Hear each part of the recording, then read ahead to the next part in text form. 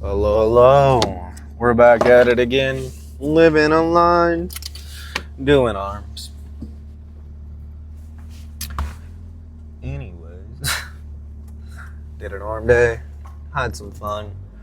Did the little Mike Israel bicep curl things. They're okay. They're not my favorite. They don't, like, even with adding, like, stability pads and doing the whole reach for your heels thing, they're just not my favorite. Like, I don't care how much he preaches how good these are or how much he likes them. They're just not for me. Because they just don't feel like I'm actually working my muscle. Like, so I get like a good stretch at the bottom, yeah. But then as I curl the weight up, nothing. Like, it doesn't, like, I understand the whole thing is it's supposed to get easier at the bottom. But no, like, the start of the curl, it gets easier. So, like, as I bend, like, I get here, and then as I bend here, it gets so much easier because it's so light. And you can't go any heavier because then your technique fails. So, it's not for me. It's just not for me. It's like, that's what I mean by try everything once, see what it feels like. And if it's not for you, don't do it again. Or at least try it. And, well, it's definitely not for me. I like the lying cable curls. Those are fun. Like, lying cable curls are really fun. I'm not even gonna lie to you. They're hecka fun.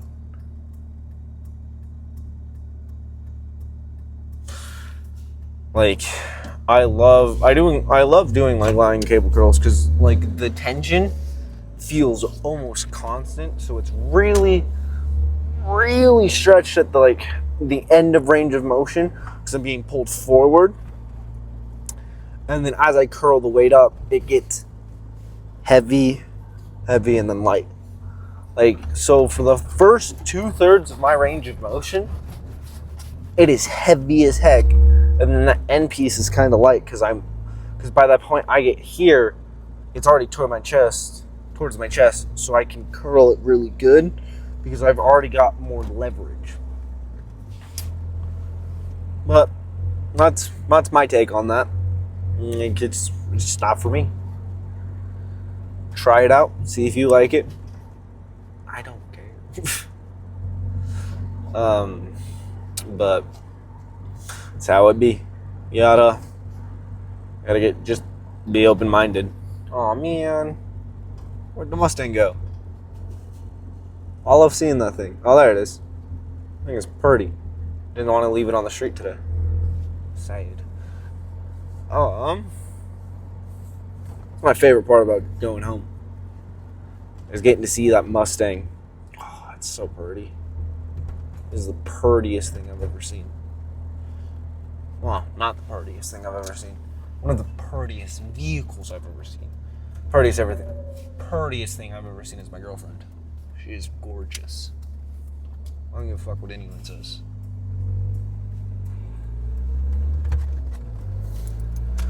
But let's... Oh, fuck, I was going to talk about. So I had something on my mind yesterday that I just forgot completely about. It was something about activity and shit.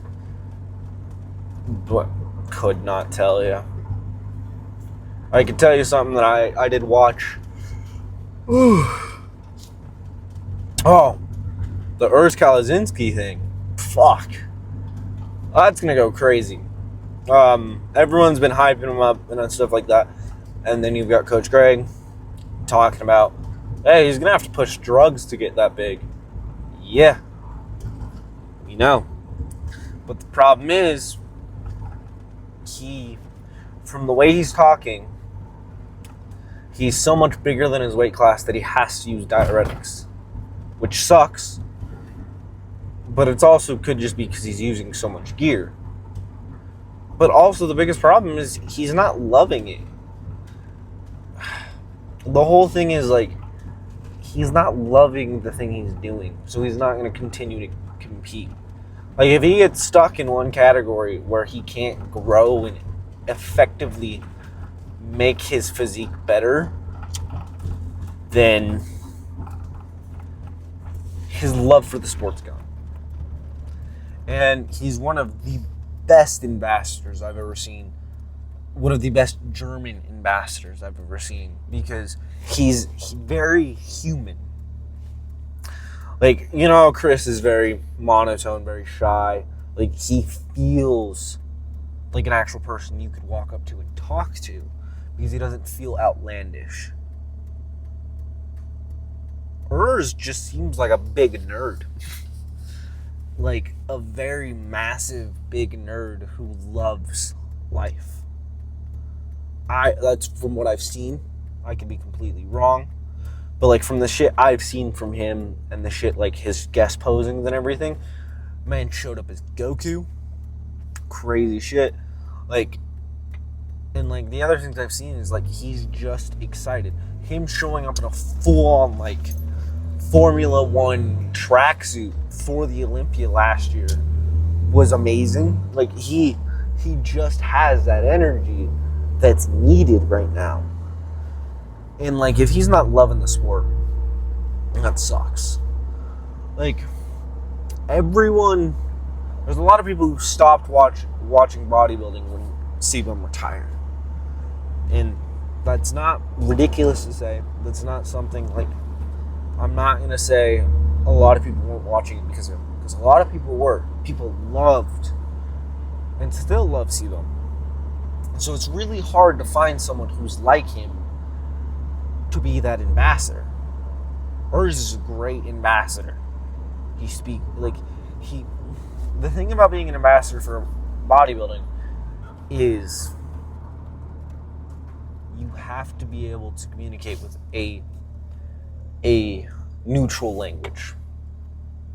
What I mean by a neutral language is most of the population understands you. That was the biggest problem with Big Ramy. He could not speak. Well, he could. His English adept, like, his ability to be adept in English was his biggest holdback. Because he spoke, I think it was Egyptian. I actually have no idea I don't know if they speak Arabic or anything. I have no idea. That's my fault for being ignorant and stuff like that. But, like, he didn't speak very, very good English. So it made it really hard to relate to him. And then him also always, after the Olympia, hiding in, like, not hiding, but, like, staying in Egypt and never moving anywhere else also made it very difficult for people to, like, actually see him as the champion. That was the most difficult part for him. He was a great, like, bodybuilding-wise, he was great. Ambassador-wise, not the greatest. Samson Dada, great ambassador. So he's going to be very good as an Olympian, as Mr. Olympia, because he's great at what he does. He tries his hardest to be in the watchful eye of the people. Someone who's going to have to, like, pick up the slack when they win. It's not an if. I feel like Mike is going to win. He posts a lot, yes. I don't know if I haven't seen many YouTube videos of him. I haven't seen him talk to a lot of people on podcasts, like, trying to get himself more as an ambassador. Now, someone who has done that, even though they took 2 years off, Terrence Ruffin. He's been very good at just, like, being like, hey, I'm here, I'm alive. And, like, Mike has done very good on that now. Like, he's been doing very good on it. What the fuck? Like, very good on it. As from what I've seen. I could have been not following him for the longest time, but as I followed him now, he's posted a lot. He's shown his physique. He's shown a lot of what he does, his training values and stuff like that. He's been very good as a bodybuilding ambassador. Now, Like, Terrence has been very good. He's great at, like, posing and stuff. I'm hoping he does very well this Olympia. Like, his year to 2 years off. Yeah, because he wasn't. Was he not? I don't. Fuck. I have bad memory, but I think he wasn't. He wasn't there for the Olympia before last in this last one. So we've seen a lot of Terrence when he got back, and it was fucking crazy. He's a big dude for someone so small. Like, fucking, it's counterintuitive. But I mean so short. He's like what, 5'6"? Maybe taller. I don't know. It would take me a minute to realize. But he is massive. Also, the biggest thing that also is helping these guys is the three caliber weighing. So that's another thing that I haven't heard a lot of people talk about. 3 caliber weighing. They check your height 3 different times, and if you get 2 consistent weighings, 2 consistent heights that are taller than what they showed last time, it's locked in. That's you for the whole year. I think it's the whole year or maybe more. But yeah, it locks you in. You're now, let's say we go off of me. I go do fucking classic physique. They height me, my first height at 5'8" flat. My second height, I'm 5'8" in like an eighth. And then my third height, I'm like 5'8" and a quarter. This all could be because of water retention and stuff like that. Because, like, you can lose about almost, I think, half an inch through just water not being in your soles of your feet. So that could be something like that happens. But let's say I went. I am now from 5'8" and above. I would have locked me in at 5'8" and above. Now, if I was 5'7", including 5'8", I think that's been a minute since I've looked at it. I would have been pretty much under 5'8", 5'7" and something. But since I'm now at the 5'8" and including 5'9", I would have gotten 7 extra pounds of weight. So that's one thing that people need to understand, is that this new way of like checking people's heights is better. I'm just gonna tell you right now, fucking doing this whole rechecking someone's height over and over pisses me off. The reason I'm saying this is because you don't lose that much height in old age, so it should not matter that much. Like if someone comes in at like a 5'10" in a fucking half, and they've been consistently doing that, you should just lock them in at above 5'10", including 5'11". You should not continue to redo it every time, because then they're stressing about if they're going to make weight at all. Because someone could accidentally not include, like, you could lose too much water, you could literally, there could be so many factors into like this height thing that could absolutely screw someone and make them not compete, because they didn't account for maybe them losing that much height. So like I find it kind of dumb, but that's the way they found out to keep people from getting too goddamn big and just becoming open bodybuilders. Yes, I do like bigger classic physique guys, but I understand why they're doing it, because if Mike could get any fucking bigger, they would quit. I would quit. Have a good day. Have a good night. We're gonna end this here. All right. Okay.